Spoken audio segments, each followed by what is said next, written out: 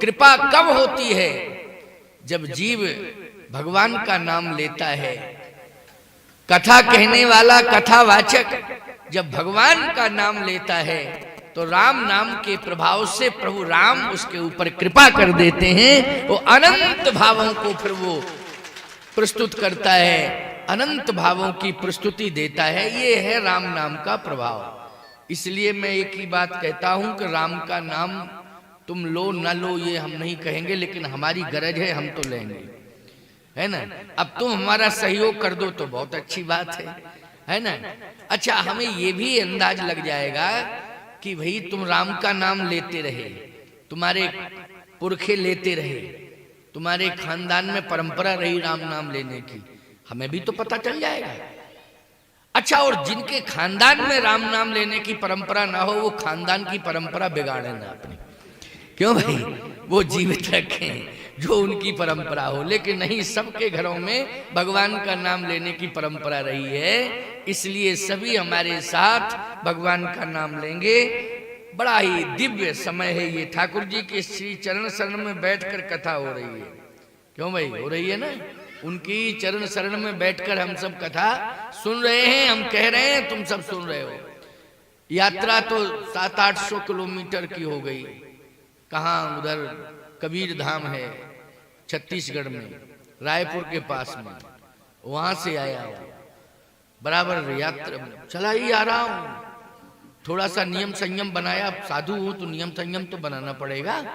क्यों भाई? भाई नियम संयम तो बनाना पड़ेगा, तभी ना ठीक रहता। कहीं रुक करके थोड़ा सा समय देना पड़ा, बाकी यात्रा बराबर चलती रही। सीधा आपके यहाँ आया और ठाकुर जी को प्रणाम किया, दंडवत किया और यहाँ चला आया मंच पर। आओ 2 बार भगवान का नाम लो।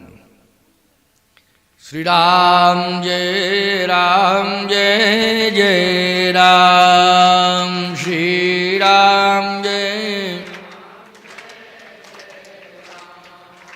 श्री राम जय जय राम, श्री राम,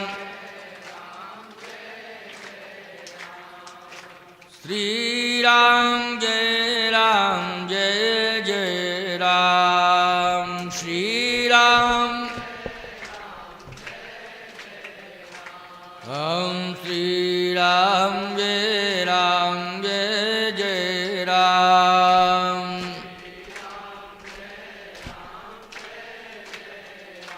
हम कौशल्या के प्यारे राम, कौशल्या,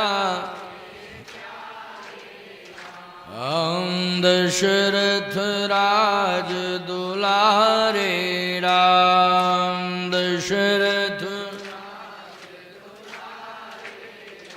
हम संतों के रखवारे राम, संतों, हम श्री राम जय जय राम, श्री राम जय,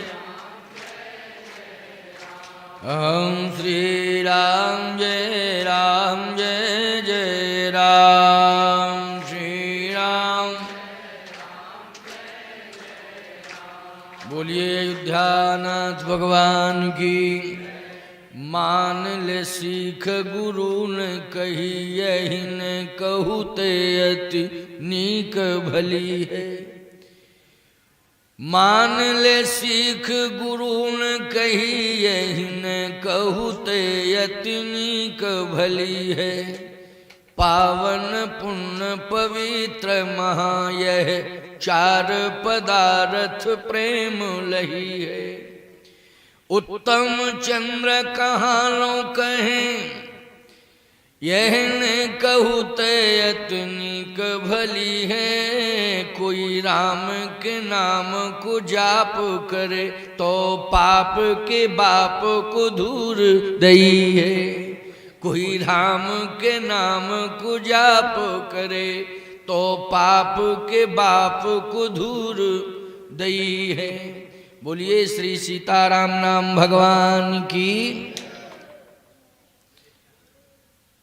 श्री राम जी की कथा का आज प्रथम दिवस है। प्रथम दिवस महत्वपूर्ण माना जाता है। लोग कहते हैं आज तो पहला दिन है। पहला दिन ही तो महत्वपूर्ण होता है। कैलाश पर्वत पर जब भगवती मां पार्वती जी ने भगवान भूत भावन के श्री चरणार बिंदों में बैठकर विनम्रता पूर्वक उनसे प्रार्थना की कि यद्यपि जोशिता नहीं अधिकारी और दासी मनक्रम वचन तुम्हारी, गूढ़ तत्व न साधु दुरावें आरति अधिकारी जय पावें। आपके हृदय में राम कथा के गूढ़ तत्व विद्यमान हैं। ये भगवती पार्वती जी कह रहे हैं। हाँ, बैठा लो, बच्चों को व्यवस्थित करो। बच्चे वैसे कथा में आते हैं तो अच्छा ही होता है, क्योंकि जितने बूढ़े बैठे हैं वो तो सब सुधरे ही सुधराए हैं। क्यों भाई, उनको हम क्या सुधारेंगे और कौन सुधारेगा? हैं?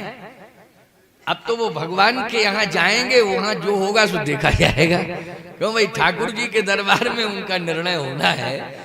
उनसे तो यही कहा जाएगा कि राम राम जपो। क्या जपो? राम राम जपो। लेकिन सत्य तो ये है, हमें अपने गांव का, राष्ट्र का भविष्य सुधारना है। तो बोलो, गांव का भविष्य हो, चाहे समाज का भविष्य हो, चाहे राष्ट्र का भविष्य हो, बोलो ये भविष्य बच्चे ही हैं कि नहीं? ये भविष्य बच्चे ही। भविष्य यदि हमारा सुसंस्कारित हो गया तो निश्चित रूप से हमारा राष्ट्र सदा गौरवान्वित होता रहेगा। इसलिए हमें बच्चों को कथा निश्चित रूप से सुनानी है।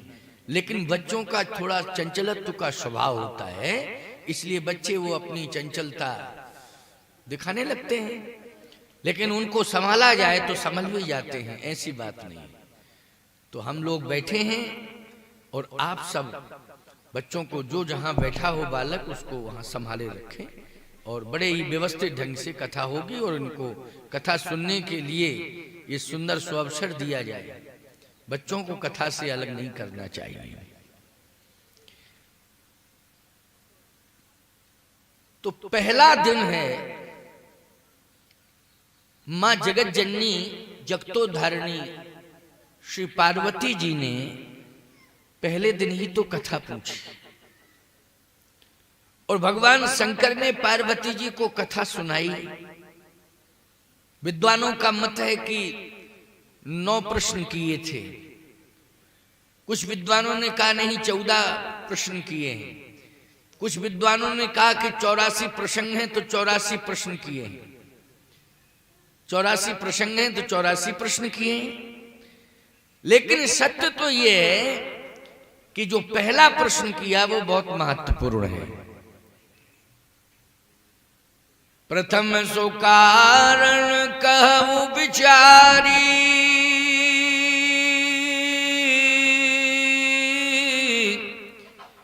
निर्गुण ब्रह्म सगुण बपुधारी। पहला प्रश्न ये था कि स्वामी ब्रह्म निर्गुण है या सगुण है? तो भगवान शंकर ने कहा, पार्वती पहले ये बताओ, तुम निर्गुण ब्रह्म को मानती हो कि सगुण ब्रह्म को? पार्वती जी ने कहा कि आप जिस ब्रह्म को मानते मैं उसी ब्रह्म को मानती हूं, आप ही बताओ आप किस ब्रह्म को मानते हो? भगवान शंकर ने कहा, निर्गुण ब्रह्म ही सगुण बनता है। निर्गुण ब्रह्म सगुण बनता है। निर्गुण ब्रह्म को सगुण बनाया है भक्तों ने। बोलो, भक्तों ने बनाया सगुण की नहीं? व्यापक ब्रह्म निरंजन, निर्गुण विगत विनोद, ओ सो अज प्रेम भगत वस कौशल्या की गोद। कौशल्या जी की प्रेम भक्ति ने निर्गुण ब्रह्म को सगुण बना दिया। लालना बना करके पालने में झुला दिया। क्यों भैया? पीत झंगुलिया तन पहराई, एक बार जननी अनवाए, कर श्रृंगार पलना पौड़ाए। कौशल्या माँ ने उस निर्गुण ब्रह्म को सगुण बना दिया और बालक बना करके, लाल बना करके पालने में झुला दिया। इसलिए प्रेम और भक्ति के कारण वो सगुण बन जाता है। समझ में एक ही बात आ रही है कि प्रेम सबसे ज्यादा महत्वपूर्ण है। अगर जीवन में हम प्रेम को महत्व देने लगे, उपासनात्मक प्रेम को महत्व देने लगे, तो परमात्मा आज भी हमें प्राप्त हो सकता है, भले ही घोर कलयुग आ गया हो, घोर कलिकाल आ गया हो, लेकिन आज भी परमात्मा हमें मिल सकता है। ये मैं चैलेंज कर रहा हूं। मीराबाई को घनश्याम का दर्शन, श्याम सुंदर का दर्शन, बोलो सतयुग में हुआ कि द्वापर में कि त्रेता में कि कलयुग में? बोलो कलयुग में हुआ। एक प्रमाण है कि नहीं? तुलसीदास जी महाराज को भगवान का दर्शन किस युग में हुआ? बोलो कलयुग में हुआ। चित्रकूट के घाट पे भई संतन की वीर, तुलसीदास चंदन घिसे तिलक देत रघुवीर। चित्रकूट में तुलसीदास जी महाराज को दर्शन हुआ। बोलो किस युग में हुआ? कलयुग में हुआ। हुआ कलयुग में कि नहीं? आप सबको मालूम है, चाहे एकनाथ जी हों, चाहे तुकाराम जी हों, चाहे कबीरदास जी हों, चाहे रैदास जी हों, चाहे तुलसीदास जी हों, इन सबको भगवान का दर्शन हुआ। हुआ कि नहीं? इन सबको कलयुग में ही भगवान का दर्शन हुआ है। इसलिए कलयुग सम नहीं आन जुग, जो नर कर विश्वास, ओ गाय राम गुण गण विमल भवतर विनय प्रयास। इसलिए कलयुग के समान तो कोई हुआ ही नहीं। लेकिन बात यह है प्यारे कि हम उपासनात्मक प्रेम को प्रकट नहीं कर पा रहे। ये कमी हमारी है। प्रेम तो है हमारे पास, प्रेम की कमी हमें नहीं है, लेकिन प्रेम में छलावा है, निश्चलता नहीं है प्रेम में, निष्कपटता नहीं है, निर्मलता नहीं है प्रेम में। प्रेम में क्या है? छलावा है।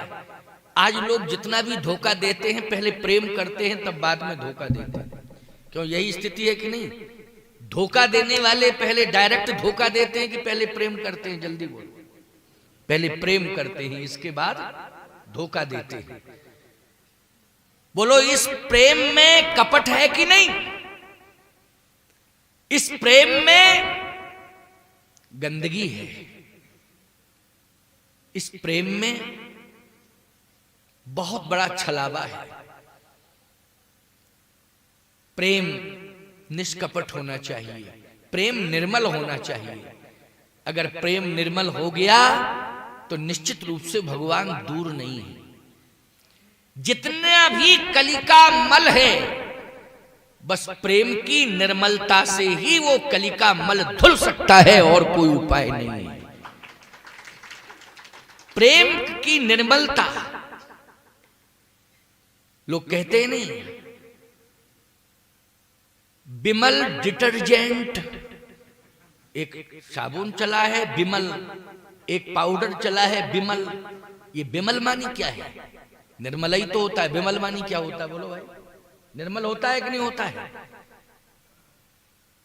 इस घोर कलिकाल के मल को, कली के मल को धोने के लिए मैं कहता हूं, बिमल साबुन की जरूरत नहीं है, बिमल पाउडर की जरूरत नहीं है, बिमल भक्ति की जरूरत है, बिमल प्रेम की जरूरत है। ये कली का मल सदा सदा के लिए धुल जाएगा, और इसी कलयुग में भगवान तुम्हें प्रत्यक्ष रूप से प्रकट होकर दर्शन देंगे। विश्वास करना। इस घोर कलिकाल में जगन्नाथ भगवान ने कितनों को दर्शन दिया है? चैतन्य महाप्रभु को बोलो दर्शन हुआ कि नहीं हुआ? प्रत्यक्ष रूप से दर्शन हुआ। इसलिए मैं कहता हूं कि जीवन में प्रेम निष्कपट हो जाए, उसमें किसी प्रकार का कोई कपट नहीं होना चाहिए।